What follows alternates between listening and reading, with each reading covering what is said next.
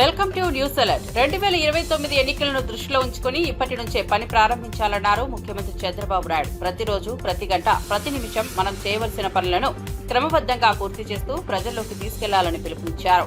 ప్రజలకు అందేలా అభివృద్ధి కార్యక్రమాలను చేపట్టి ప్రభుత్వ ఫలితాలను ఇంటింటికి తీసుకెళ్లాలన్నారు.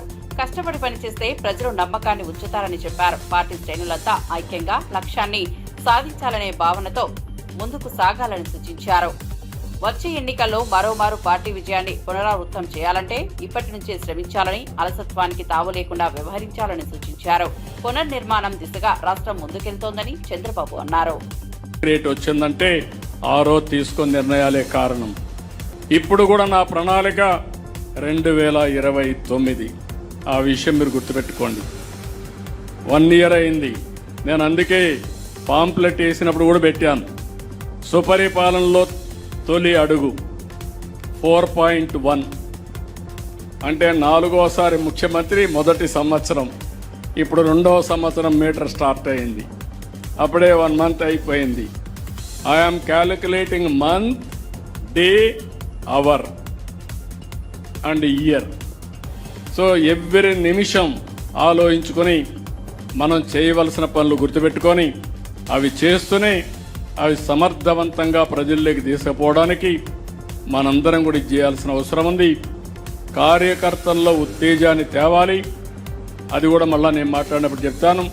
అదే సమయంలో ప్రజలకు అందుబాటులో ఉండాలి. 2 కూడా బ్యాలెన్స్ చేసుకొని ముందుకు పోవాల్సి కోరుకుంటూ ఈ కార్యక్రమానికి వచ్చిన మిమ్మల్ని మళ్ళీ ఒకసారి చెప్తున్నా, ఆషామాషిగా తీసుకోవద్దండి, సీరియస్గా తీసుకోండి. అయితే ఇది మరీ ఇది కూడా కాదు. నేను అందుకే పదే చెప్తున్నా, ఈ మధ్య హార్డ్ వర్క్ కాదు కావాల్సింది, స్మార్ట్ వర్క్. పార్టీలు కూడా కావాల్సిన స్మార్ట్ వర్క్ కావాలి. ఆ టెక్నిక్స్, ఆ స్కిల్స్ మీకు వస్తే చాలా ఈజీగా ఉంటుంది, సులభంగా ఉంటుంది. రెండోది, ఎంజాయ్ చేసే అవకాశం కూడా వస్తుంది. ఎప్పుడు కూడా ఫెటిక్ వస్తుందంటే కారణం ఇష్టం లేకుండా పనిచేస్తే.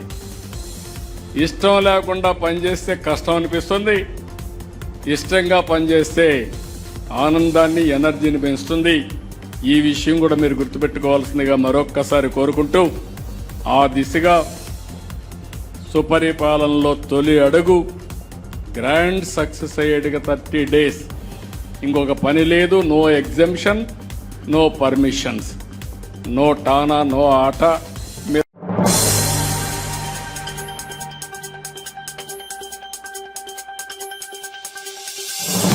ముఖ్యమంత్రి చంద్రబాబు నాయుడుపై వైఎస్ఆర్సీపీ ఎస్సీసీఎల్ రాష్ట్ర అధ్యక్షుడు, మాజీ ఎమ్మెల్యే టీజేఆర్ సుధాకర్ బాబు తీవ్ర విమర్శలు గుప్పించారు. తాడేపల్లిలో పార్టీ కేంద్ర కార్యాలయం నుంచి మాట్లాడిన ఆయన మోసపూరిత రాజకీయాలకు కేర్ ఆఫ్ అడ్రస్ చంద్రబాబేనని ధ్వజమెత్తారు. అబద్దాల చక్రవర్తిగా చంద్రబాబును అభివర్ణిస్తూ ఎన్టీఆర్ నుంచి టీడీపీని కబ్జా చేసి నందమూరి వారసులను తొక్కేశారని ఆరోపించారు. మీడియా బలంతో లేనిది ఉన్నట్లుగా చూపించే మాయాజాలానికి చంద్రబాబు ఓ దారుణమైన ఉదాహరణ అన్నారు. ప్రజలకు ఇచ్చిన హామీలను పవిత్ర గ్రంథంగా భావించిన జగన్ మాత్రమే ప్రజల పక్షాన నిలిచారని కొనియాడారు. జగన్ ఇచ్చిన ప్రతి హామీ నెరవేరిందని స్పష్టం చేశారు. చంద్రబాబుకు విశ్వాసం ఇవ్వడం అంటే మోసానికి తలుపులే తీయడమేనని ప్రజలకు గమనికగా చెప్పారు. చంద్రబాబు రాజకీయ జీవితం మొత్తం మోసం, అబద్దాల చుట్టూ తిరిగిందని ఆగ్రహం వ్యక్తం చేశారు. సంబంధించిన నాయకుడు లేదా తెలుగుదేశం పార్టీ శాసనసభ్యులు, మంత్రులు ఏమైనా సాధించారా? ఈ 1 సంవత్సర కాలంలో మీరు ప్రజల్లోకి వెళ్లబోయే ముందు మీ నాయకుడు మిమ్మల్ని పంపిస్తున్నారు, మీరు జనంలోకి పోతారో పోరో మాకు తెలియదు. పోయిన తర్వాత ఏమేం జరుగుతాయో, ప్రజలు చీపురులతో కొడతారో, చేటలతో కొడతారో, రాళ్లతో కొడతారో మాకు తెలియదు. ఎందుకంటే ప్రజల దగ్గరికి మీరు వెళ్ళినప్పుడు సుధాకర్ బాబు ఒక్కడి దగ్గరకో, ఏ ఒక్క ఇండివిజువల్ వ్యక్తి దగ్గరకో ఏదన్నా ఒక అంశం మీద వచ్చినప్పుడు తను వ్యతిరేకిస్తాడో తీసుకుంటాడో అది వేరే విషయం. కానీ కోట్ల మంది ప్రజల దగ్గరికి మీరు వెళ్ళినప్పుడు, ఆ కోట్ల మంది ప్రజలకి నేను ఒక పని చేస్తానని చెప్పి నువ్వు ఓటు అడిగినప్పుడు, ఈ సంవత్సర కాలంలో నువ్వు ఆ పని చేయనప్పుడు, నువ్వు ఫలానా పని చేస్తానని నన్ను మోసం చేసి నువ్వు గద్దెనెక్కావు కదా, ఈ సంవత్సర కాలం ఆ పని ఎందుకు చేయలేదని రేపు ప్రజలు అడుగుతారు. అది నీకు సాక్షాత్కారం అవుతుంది. ఇది చంద్రబాబు నాయుడు తెలుసుకోవాల్సిన పచ్చి నిజం. నీ మురికి రాజకీయాలకు స్వస్తి చెప్పమని అడుగుతుంది వైఎస్ఆర్ కాంగ్రెస్ పార్టీ. నీ క్యాడర్కు నువ్వు సమాయత్తం చేసుకునేటప్పుడు ఇదిగో మనం ఈ సంవత్సర కాలంలో ప్రజలకు ఇచ్చిన సూపర్ 6 మొత్తం హామీలను అమలు పరిచాం, ఇన్ని కోట్ల మందికి ఇన్ని డబ్బులు ఇచ్చాం, ఇన్ని కుటుంబాలను ఆదుకున్నాం, రైతులకు ఇలా చేశాం, మహిళలకు ఇలా చేశాం, యువతకి ఇలా చేశామని నువ్వు సాధారణంగా సంఖ్యలు చెప్పాలి. కానీ నువ్వు చెప్పింది ఏంటి చంద్రబాబు నాయుడు గారు ఈ రోజున ఈ సమావేశంలో? సిగ్గు లేదా మీకు? మీరు మనుషులు కాదా? 24 గంటలు జగన్మోహన్ రెడ్డి యొక్క వ్యక్తిత్వ హననాన్ని పాల్పట్టడం తప్పించి మీకు వేరే పని లేదా? చేతగాని చవట రాజకీయాలు చేసిన మీరు, ప్రజలు వంచిన మీరు ఇంకా పాత కేసులను, పాత వ్యవహారాలను వల్లివేస్తూ ప్రజలను ఏమార్చే కార్యక్రమం చేస్తున్నారు. వివేకానంద రెడ్డి యొక్క మర్డర్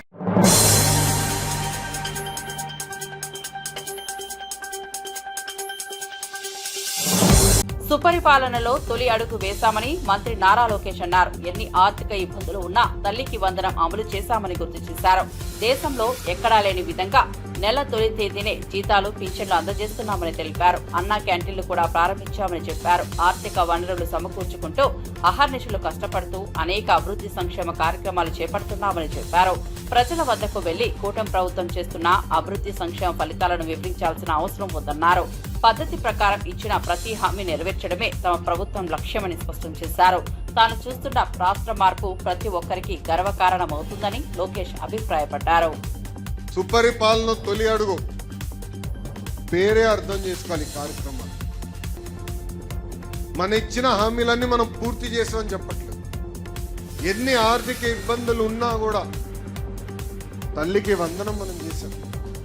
ఈరోజు ఒక తల్లికి వందనం చేయాలన్నా పెన్షన్ ఇస్తున్నాం, 1వ తారీఖు నాడు జీతాలు చెల్లిస్తున్నాం, అన్న క్యాంటీన్లు ప్రారంభించాం. ఇవన్నీ చేయాలంటే దాని ఇంకా చాలా కష్టం ఉంది. ఆర్థిక వనరులు సమకూర్చుకుని అహర్నిశలు కష్టపడి ఇవన్నీ అద్భుతమైన కార్యక్రమాలు చేస్తున్నాం. ప్రజల దగ్గరికి వెళ్ళాలా, ఇచ్చిన హామీలు ఉన్నాయి, మనకు తెలుసు బాబు సూపర్ 6. కానీ ఒక పద్ధతి ప్రకారం ఇచ్చిన ప్రతి హామీ కూడా పూర్తి చేయాల లక్ష్యంతో మనం పనిచేస్తున్నాం. సుపరిపాలన తొలి అడుగుది డోర్ టు డోర్ కార్యక్రమం. ఇక్కడ కుటుంబ సాధికార సార్ దగ్గర నుంచి పాలిట్ బ్యూరో సభ్యుల వరకు అందరం రోడ్ ఎక్కాలా, అందరం పార్టిసిపేట్ చేయాలా. ఇక్కడ ప్రత్యేకంగా పార్టీ నుంచి రీజనల్ వారీగా పాంఫ్లెట్ తయారు చేసి ప్రింట్ చేసాం, మీకు పంపిస్తాం కూడా జరిగింది. ఆ నియోజకవర్గంలో మీరు చేసిన కార్యక్రమాలు, ఆ గ్రామంలో చేసిన కార్యక్రమం అంటే మంగళగిరిలో సీసీ రోడ్లు కానీ ఇట్లా అనేక కార్యక్రమాలు చేసాం. అది లోకల్గా మీరు ప్రింట్ చేసి పార్టీ పంపించిన పాంఫ్లెట్తో పాటు జోడించి డోర్ టు డోర్ తెలియజేయాల్సిన బాధ్యత మీ పైన ఉంది. అదేవిధంగా డోర్ టు డోర్ మీరు వెళ్ళినప్పుడు ఫీడ్బ్యాక్ తీసుకునేదాన్ని కూడా ఈ యాప్లో మనం ఏర్పాటు చేశాం. ప్రధానంగా ఇక్కడ గడిచిన సంవత్సరంలో వేసిన తొలి అడుగు పైన వివరించాలి, తెలియజేయాల్సిన బాధ్యత మనందరిపైన ఉంది. తెలుగుదేశం పార్టీ నాయకులు, కార్యకర్తలు డోర్ టు డోర్ తిరగాలి. 175 నియోజకవర్గాల్లో మనందరం తిరగాల్సిన అవసరం ఉంది. మన ఇచ్చిన సూపర్ 6 హామీల పైన కూడా ప్రజలకి వివరించాల్సిన అవసరం ఉంది.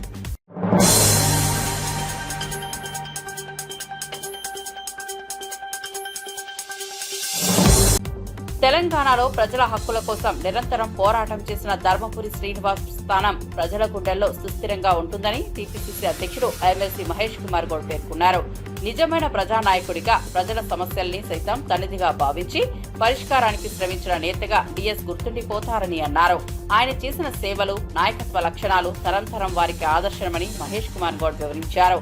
పార్టీ పరంగా ప్రజల సంక్షేమం కోసం చేసిన కృషికి నేటి యువత ఆదర్శంగా తీసుకోవాలని పిలుపునిచ్చారు. ఆయనతో కలిసి పనిచేసిన అనుభవం ఒక గొప్ప ప్రయాణమని, రాజకీయాల్లో విలువలు గల నిలబడిన వ్యక్తిగా ఆయనకు ప్రత్యేక గుర్తింపు ఉందని తెలిపారు.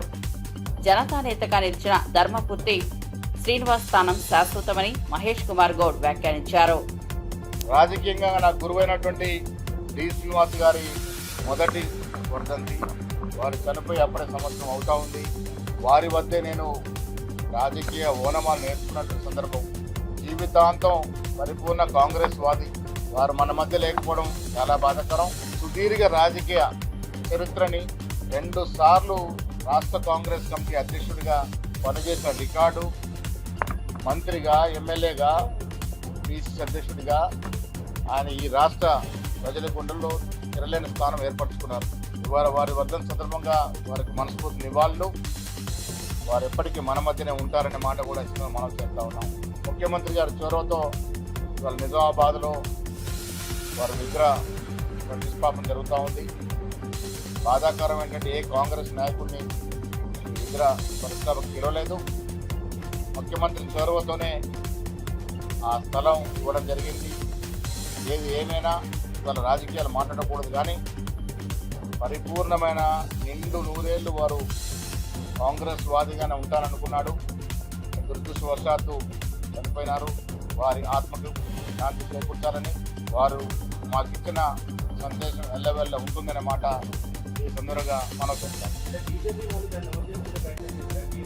అందుకే చాలా బాధాకరం ఏంటంటే ఆయన ఎప్పుడు జీవితాంతం కూడా కాంగ్రెస్ వాదిగానే ఉన్నాడు. జీవితాంతం బీజేపీ సిద్ధాంతాలని, బీజేపీ పార్టీని, ఆర్ఎస్ఎస్ సిద్ధాంతాలని వ్యతిరేకించిన ఆ మహనీయుడు విగ్రహం ఇవాళ అన్వేలింగ్ అనేది బీజేపీ నాయకుడు అమిత్ షా గారు చేస్తూ ఉన్నారు. ఆయన మనసు బాధపడుతుందని మాత్రమే ఈ సందర్భంగా చెప్పగలను.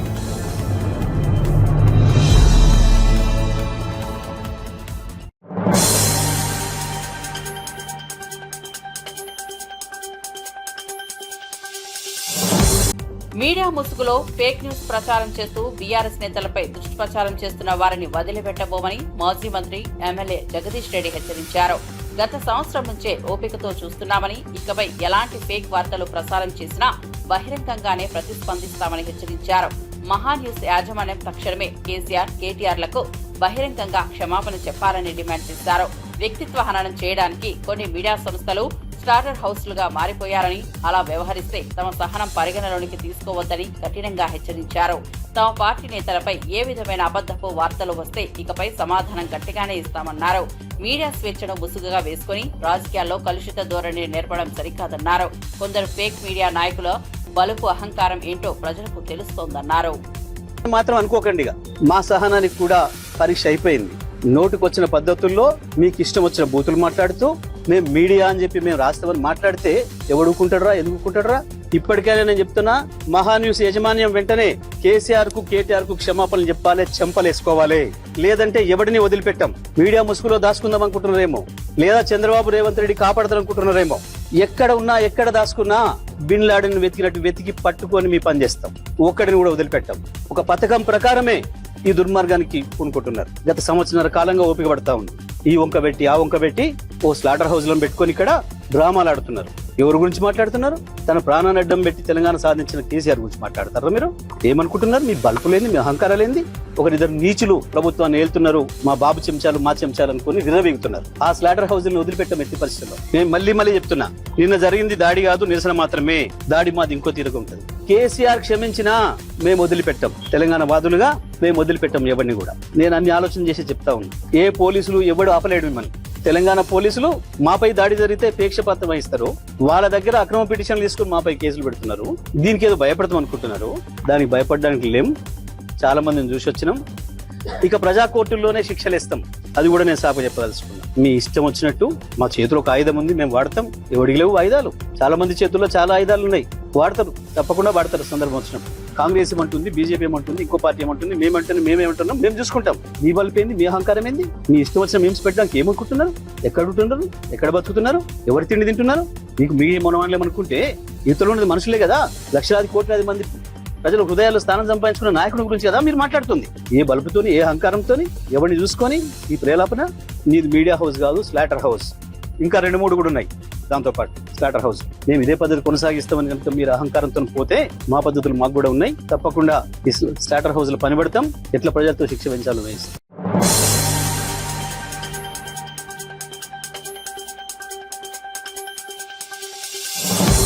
ఉపాధి హామీ చట్టాన్ని తుంగలో తొక్కి కూలీల కడుపు కొడుతున్నారని టీడీపీ ప్రభుత్వాన్ని తీవ్రంగా విరుచుకుపడ్డారు వైఎస్ఆర్సీపీ పంచాయతీరాజ్ విభాగం రాష్ట్ర అధ్యక్షుడు వెన్నపూస రవీంద్రారెడ్డి.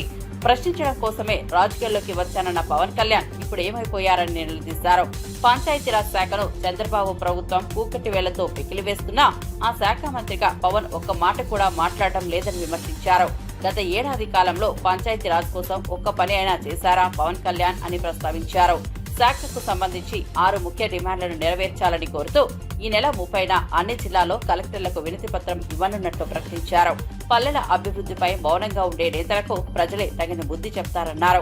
పవన్ కళ్యాణ్ పై దాడిని మరింత ఉధృతం చేయనున్నట్లు సంకేతాలు ఇచ్చారు. సంస్థల యొక్క ఖాతాల్లోకే వస్తాం, తద్వారా ఆ సంస్థలు అభివృద్ధి చెందుతాయి, గ్రామాలు అభివృద్ధి చెందుతాయని చెప్పి ఇట్లా కల్లిబొల్లి మాటలన్నీ చెప్పి ఈరోజు అధికారంలోకి వచ్చినటువంటి తెలుగుదేశం పార్టీ కూటమి ప్రభుత్వం వాళ్ళు చెప్పినటువంటి వాగ్దానాలన్నీ కూడా తుంగలేకి తొక్కి నీరు చెట్టు పేరుతో 6 సంవత్సరాల కిందట పని చేయనటువంటి పనులకు, ప్రభుత్వం అగ్రిమెంట్ కాంట్రాక్టర్లతో కానటువంటి పనులకు, ఎంఓయూలు లేనటువంటి పనులకు, ఎంబుక్కులు రికార్డు చేయనటువంటి పనుల పేరుతో ఈరోజు తెలుగుదేశం పార్టీ కూటమి ప్రభుత్వం వేలాది కోట్ల రూపాయలను ఈరోజు అడ్డదిడ్డంగా వడ్డీలతో సహా చెల్లించాలని చెప్పి ఈరోజు డ్రా చేసి తెలుగుదేశం పార్టీ నాయకులందరికీ కూడా పప్పు బెల్లాల మాదిరిగా పంచిపెట్టేటువంటి ప్రయత్నం చేస్తోంది. ఈ యొక్క కూటమి ప్రభుత్వం ప్రజల కోసం కాదు, తెలుగుదేశం పార్టీ నాయకులు వాళ్ళ వర్గాలకు వాళ్ళకు సంబంధిత వ్యక్తులను అభివృద్ధి చేయడంలో భాగంగానే ఈ కూటమి ప్రభుత్వం పనిచేస్తుందని చెప్పి ఈ సందర్భంగా నేను తెలియజేస్తా ఉన్నా. అంతేకాదు ఈరోజు పంచాయతీరాజ్ శాఖ మంత్రి అయినటువంటి పవన్ కళ్యాణ్ నేను ప్రశ్నించడం కోసమే రాజకీయాల్లోకి వచ్చా, ఈరోజు అణగారిన వర్గాల పాలిట నేను అండగా నిలబడాలనేటువంటి ఉద్దేశంతో రాజకీయాల్లోకి వచ్చినటువంటి పవన్ కళ్యాణ్ ఈరోజు నీ పంచాయతీరాజ్ వ్యవస్థను ఈరోజు కూకటి వేలతో ఈ ప్రభుత్వం చంద్రబాబు నాయుడు పెకిలించి ఈ పంచాయతీరాజ్ అంటే ఇంత అధ్వానమైనటువంటి పరిస్థితి ఉందా అని చెప్పి ఈరోజు ప్రజలందరూ కూడా, ఈరోజు స్థానిక సంస్థల ప్రజాప్రతినిధులందరూ కూడా నెత్తి నోరు కొట్టుకునేటువంటి పరిస్థితికి వచ్చినప్పటికీ కూడా నువ్వు ఎందుకు స్పందించలేకపోతున్నావు పవన్ కళ్యాణ్ అని చెప్పి ఈ సందర్భంగా నేను అడుగుతా ఉన్నా. పవన్ కళ్యాణ్ నువ్వేమైనా చంద్రబాబు నాయుడు వేసేటువంటి బిస్కెట్లకు తోక ఊపుకుంటూ పనిచేస్తున్నావా, లేదంటే ప్రజల చేత ఎన్నుకోబడినటువంటి నిన్ని ఈరోజు గద్దెనెక్కించినటువంటి ప్రజలకు కావచ్చు, నువ్వు ఎంచుకున్నటువంటి ప్రభుత్వంలో బాధ్యతాయుతమైనటువంటి పదవిలో ఉండి నీ కింద ఉన్నటువంటి సర్పంచులు కావచ్చు, ఎంపీపీలు కావచ్చు, ఎంపీటీసీలు కావచ్చు, జెడ్పీటీసీలు కావచ్చు, ఈ వ్యవస్థను ఏమైనా కాపాడడానికి నువ్వేమైనా దమ్మిడి అంత కించిత్ అంతా ఏమైనా నువ్వు ఈ సంవత్సరంలో చేసినటువంటి పని ఏదైనా ఉంటే నువ్వు ఈరోజు బహిరంగ చర్చకు రాగలుగుతావా అని చెప్పి నేను ఈ సందర్భంగా అడుగుతా ఉన్నా. కేంద్ర ప్రభుత్వం మీ కూటమిలో భాగస్వామ్యమైనటువంటి కేంద్ర ప్రభుత్వం 1100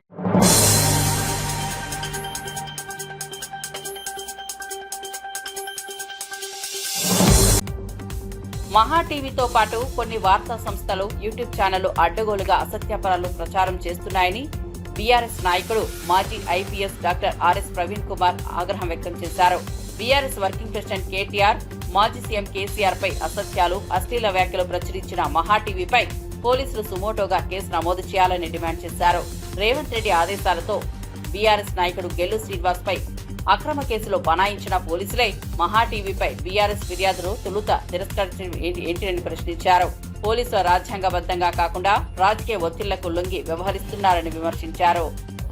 కోసం చేసుకోలేదు, దేశం కోసమే చేసిన. అందుకొరకే ఎంతో మంది ప్రెసిడెంట్ ఆయనకి ఇన్ని మెడల్స్ ఇచ్చిందండి. మహా టీవీ ఏదైతే మహా టీవీ లాంటి శాటిలైట్ ఛానల్స్, అదేవిధంగా మరి ఎన్నో యూట్యూబ్ ఛానల్స్ అడ్డం దిడ్డంగా మరి రిపోర్టింగ్ ఇస్తున్నారు. వీళ్ళ మీద చట్టపరంగా చర్యలు తీసుకోవాలి. ఈరోజు బీఆర్ఎస్ నాయకుడు మరి గెల్లు శ్రీనివాస్ మీద ఏ విధంగా అయితే మీరు కేసులు పెట్టిండ్రో, మహా టీవీ మీద కూడా తెలంగాణ సైబర్ సెక్యూరిటీ బ్యూరో తప్పకుండా కేసు పెట్టాలి, సోమోటోనే పెట్టాలి. నిన్న మా వాళ్ళు పోయి మరి సెంట్రల్ క్రైమ్ స్టేషన్లో కంప్లైంట్ ఇస్తే ముందర తీసుకోలే, మళ్ళీ మేము చట్టం తీసుకొచ్చి రాజ్యాంగం తీసుకొచ్చి ఆర్టికల్ 21 చూపిస్తే అప్పుడు అయిష్టంగా తీసుకున్నారు. ఎందుకయ్యా పోలీసులు, రేవంత్ రెడ్డి అంటే అంత భయం ఎందుకు? కమిషనర్ గారు, చట్టం కదా మనం రూల్ చేసేది, రాజ్యాంగం కదా మనం రూల్ చేసేది. మనం నేషనల్ పోలీస్ అకాడమీలో అదే కదా నేర్చుకున్నది పెరేడ్ గ్రౌండ్లో. ఇలా ఎందుకు ఒక ముఖ్యమంత్రి నేర చరిత్ర 89 కేసులున్న ముఖ్యమంత్రి ఓటుకు నోటు కేడు కేసులో రెడ్ హ్యాండెడ్గా వీడియో కెమెరాల ముందు దొరికిన ఒక వ్యక్తి ఇలా హోంమంత్రి ముఖ్యమంత్రి కాగానే మీరు ఆయన ఏం చెప్తే చేస్తారా? మీరు కదా కాపాడాల్సింది రాజకీయాలకు అతీతంగా ఈ దేశాన్ని. మహేందర్ రెడ్డికి ఒక న్యాయం, ప్రభాకర్ రావుకి ఒక న్యాయం ఉండదు కదా.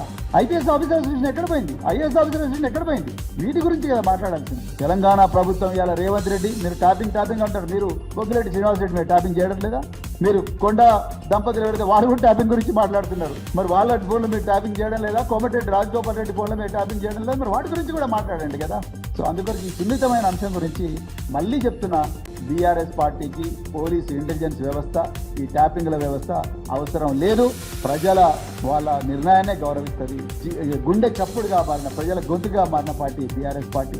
మా అగ్రనాయకులు కేసీఆర్ గారు ఎప్పుడు కూడా ఈ అడ్డదారులు తెచ్చే వ్యక్తి కాదు, అడ్డదారుల్లో ఆదేశాలు ఇచ్చే వ్యక్తి కాదు. ఎవరైనా అట్లా అడ్డదారులు వచ్చిన ఆఫీసర్లను ఉపేక్షించే అధికారి కూడా, అది ఒక నాయకుడు కూడా కాదు. అందుకొరకు మాకు ఆ సంస్కృతి లేదు. దయచేసి మీడియా మిత్రులందరూ కూడా నేను చేతులు జోడించి మరొక్కసారి చివరిసారిగా నేను విజ్ఞప్తి చేస్తున్నా, దయచేసి ఈ తమ్నేల్ గేమ్లో పడకండి. రేవంత్ రెడ్డి ఇచ్చే అక్రమ ఆదేశాలకు లేకపోతే ఆయన వేసే బొక్కలకు మీరు దయచేసి ఎవరైతే చేస్తున్నారో, అందరు కాదు, ఎవరైతే చేస్తున్నారో వాళ్ళు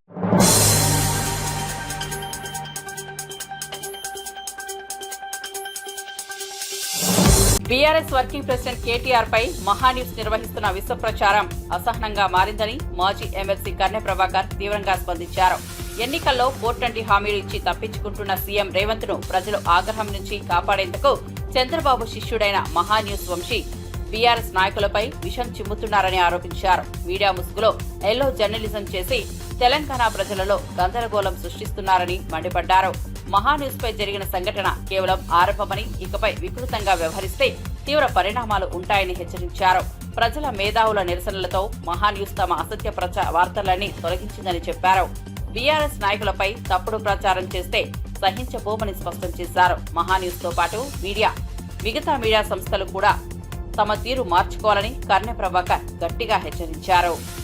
పక్కకు పెట్టేసినటువంటి ఈ ప్రభుత్వం ఇటువంటి ఎల్లో జర్నలిజం చేస్తున్నటువంటి కొంతమంది వ్యక్తులను ప్రోత్సహించి తద్వారా మా నాయకత్వం మీద అవమానకరమైనటువంటి పోస్టింగ్లు పెట్టడాన్ని తీవ్రంగా ఖండిస్తా ఉన్నాం.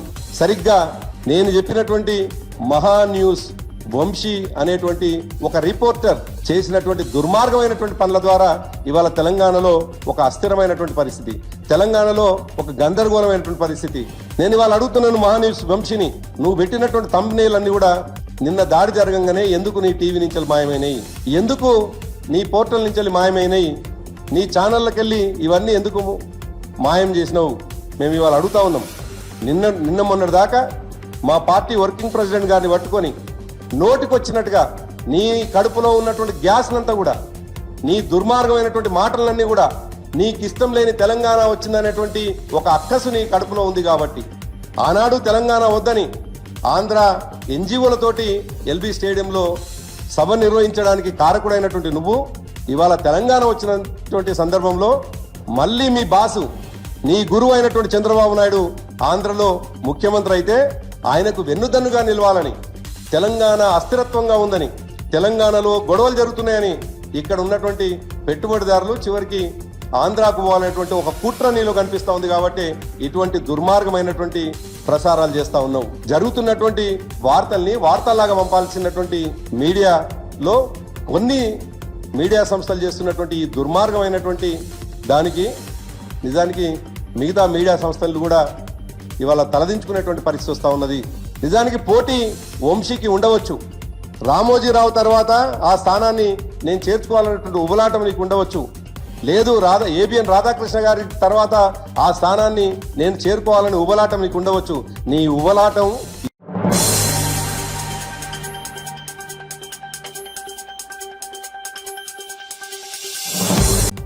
తాడిపత్రి టీడీపీ కార్యకర్తలకు శత్రువు కేవలం కేతిరెడ్డి పెద్దారెడ్డి మాత్రమేనని వైఎస్ఆర్సీపీ కార్యకర్తలు కాదని జేసీ ప్రభాకర్ రెడ్డి అన్నారు. అసెంబ్లీ ఎన్నికల సమయంలో వర్గపోరులకు పునాది వేసిన పెద్దారెడ్డి గెలిచినా ఓడినా తాడిపత్రిలో వివాదాలు సృష్టిస్తారన్న వ్యాఖ్యలపై టీడీపీ శ్రేణులు అసంతృప్తి వ్యక్తం చేస్తున్నారు. కొంతకాలంగా తాడిపత్రిలోకి రాకుండా అడ్డుకుంటున్న టీడీపీ శ్రేణులకు పెద్దారెడ్డి ఉదయం తాడిపత్రిలోని తన నివాసానికి రావడంతో ఉద్రిక్తత పెరిగింది. జేసీ ప్రభాకర్ ఇంటి వద్ద కూడా ఉద్రిక్తత చోటు చేసుకుంది. ఈ నేపథ్యంలో జేసీ ఓ వీడియో విడుదల చేస్తూ తాము కార్యకర్తల పక్షాన నిలబడతామని, పెద్దారెడ్డి తీరును సహించేది లేదని స్పష్టం చేశారు.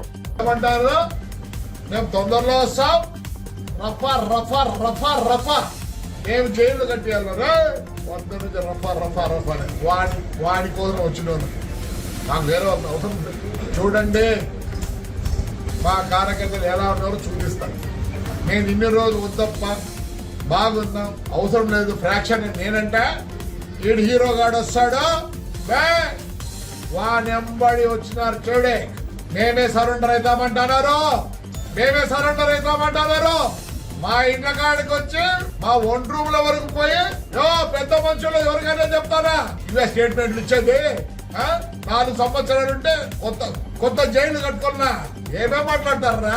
నోరు మూసుకొని ఉంటే వాడి గురించి మాట్లాడతాను, మీ గురించి ఒక్క రోజు మాట్లాడలేదు. మీరు వద్దు, మాకొద్దు.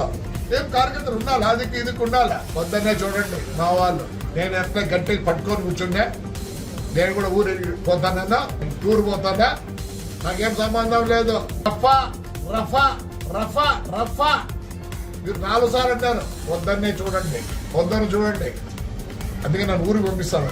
పోతున్నా వాడి దగ్గర వచ్చి వాడికి సాయం చేసినందుకు కదా మేము రఫా రఫానే. మా కార్యకర్తలు అంటున్నారు, చూసుకోండి. లిస్ట్ ఉందప్ప, ఆల్రెడీ లిస్ట్ ఉంది. ఈ ఇండ్ల కాడ ఆడోళ్ళు మగోళ్ళు కూడా చూసుకోరు. ఎందుకంటే కొందరు ఆడోళ్ళు ఎవరమ్మది పైన చాలా మాట్లాడుతుందా బాబా. మేము కూడా కార్యకర్తలు ఆడోళ్ళు ఉన్నారు, మాట్లాడరు. భద్రంగా ఉండండి. చంద్రబాబు నాయుడు మంచోడు, నా కాన్షియన్స్ వరకు ఉండదు. మేము బాధలు పడినాం, జైళ్ళకి పోయినాం, అన్ని పోయినాయి. ఆడపిల్లలు కూడా జైలు పోయినారు. రేపు నుంచి వేరే వాడి ఇంటికాడికి వాడితో వాడి వచ్చిన వాళ్ళకు, పెద్దారెడ్డి గారితో వచ్చిన వాళ్ళకు ఆయన ఇంట్లో కూర్చోండి. మమ్మల్ని చేయలే. వాడు వాడి కొడుకు, నేను చాలా ఉంది టైం రాజకీయం చేసినావా, లెక్కలు సంపాదించుకున్నావు. సారా ధైర్యం రారా, నీ కార్యకర్తలు ఉన్నారు ఇక్కడ. 5 నెలలు టేబుల్ పెట్టిలే వాడు హీరో.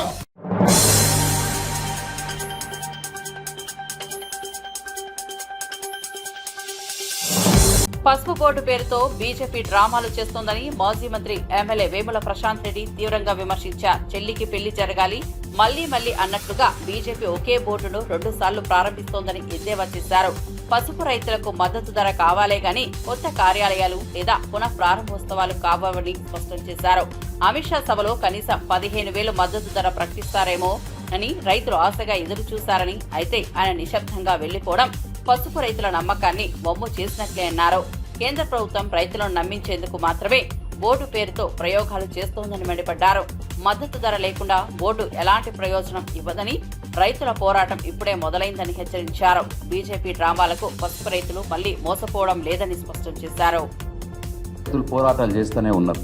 బోర్డు ప్రకటించి ఊరికే చేతులు దులుపుకుంటే సరిపోదు. ఆ బోర్డుకు తగినన్ని నిధులు ఇవ్వాలి. ఆ బోర్డుకు ఎగ్జిక్యూటివ్ బాడీ, కార్యాలయ సిబ్బంది, పనిచేసే స్టాఫ్ నియమించాలి, పాలక వర్గాన్ని నియమించాలా, శాశ్వత భవనం ఏర్పాటు చేయాలి. పసుపుకి ఇప్పటికీ మద్దతు ధర లేదు. జనవరి 25లో ఏర్పాటు చేసి ఆఫీస్ పసుపు బోర్డు ఏర్పాటైంది. 25 మార్చిలో బడ్జెట్ వచ్చింది. ఆ బడ్జెట్లో రబ్బర్ బోర్డుకు, స్పైసెస్ బోర్డుకు నిధులు కేటాయించింది ఈ బీజేపీ ప్రభుత్వం 25 మార్చిలో వచ్చిన బడ్జెట్లో. కానీ పసుపు బోర్డుకు మాత్రం నిధులు కేటాయించలేదు బడ్జెట్లో. ఓన్లీ ఒక టెంపరీ ఆఫీస్ ఓపెన్ చేసి ఒక చైర్మన్ నిలబెట్టారు, చైర్మన్ని ఎంపిక చేసి ఆయన కూర్చోబెట్టారు టేబుల్ కుర్చీలో. కానీ ఒక్క పైసా కూడా బడ్జెట్లో నిధులు పెట్టలేదు. పసుపుకు క్వింటాలకు సాగు చేసే ఖర్చులు పెరిగినందువల్ల ఇవాళ దాంతో లెక్కేస్తే 3 లక్షల రూపాయలు, 2 లక్షల రూపాయలు పెట్టుబడి అవుతుంది ఎకరానికి. రైతు మినిమం 3 లక్షల రూపాయలు ఎకరానికి ఆదాయం వస్తే కానీ 1 లక్ష రూపాయలు మిగులుతుంది. 2 లక్షలు పెట్టుబడి పెడితే 1 లక్ష మిగులుతుంది. అది మిగిలాలంటే 15,000 రూపాయలు క్వింటాల్కు పసుపుకు మద్దతు ధర ప్రకటింపజేయాలి. ఇవి చేస్తేనే రైతుకు లాభం జరుగుతుంది.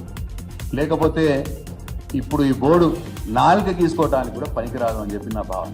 ఎందుకు నేను ఇది మాట అంటున్నా అంటే, ఇప్పుడు మన దేశంలో ప్రస్తుతం కొన్ని కమర్షియల్ క్రాప్స్ ఉన్నాయి. కొబ్బరి, కాఫీ, పొగాకు, అట్లనే జీడి, ఇటువంటి కమర్షియల్ క్రాప్స్ ఉన్నాయి. వీటికి బోర్డ్స్ ఉన్నాయి.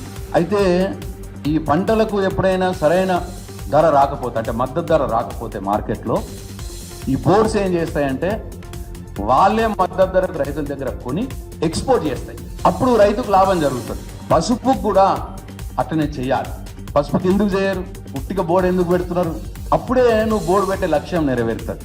అమిత్ షా గారు నిజామాబాద్ మీటింగ్లో పాపం రైతులు ఎదురు చూసినారు. 15,000 రూపాయల మద్దతు ధర ప్రకటిస్తారేమో అని ఆశతో ఎదురు చూసినారు. కానీ ఆ ఊసు కూడా, ఆ మాట కూడా ఎత్తలేదు అమిత్ షా గారు. నేరుగా ఎట్లనైతే ఇప్పుడు వడ్లు ప్రభుత్వం కొనుగోలు కేంద్రం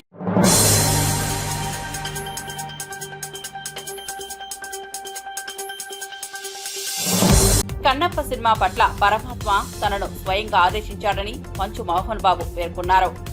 హైదరాబాద్ లో జరిగిన కృతజ్ఞతా సమావేశంలో ఆయన మాట్లాడారు. ఈ సినిమా విడుదలై అభిమానుల నుంచి ప్రశంసలు అందుకుందని ఆనందం వ్యక్తం చేశారు. మంచు విష్ణు టైటిల్ పాత్రలో నటించిన ఈ చిత్రానికి ముఖేష్ కుమార్ సింగ్ దర్శకత్వం వహించగా మోహన్ బాబు నిర్మాతగా వ్యవహరించారు. ప్రభాస్, అక్షయ్ కుమార్, మోహన్ లాల్ వంటి నటులు ప్రధాన పాత్రల్లో కనిపించారు. కన్నప్ప పాత్రను చేసేందుకు విష్ణుకి అదృష్టంగా భావిస్తున్నారని తెలిపారు.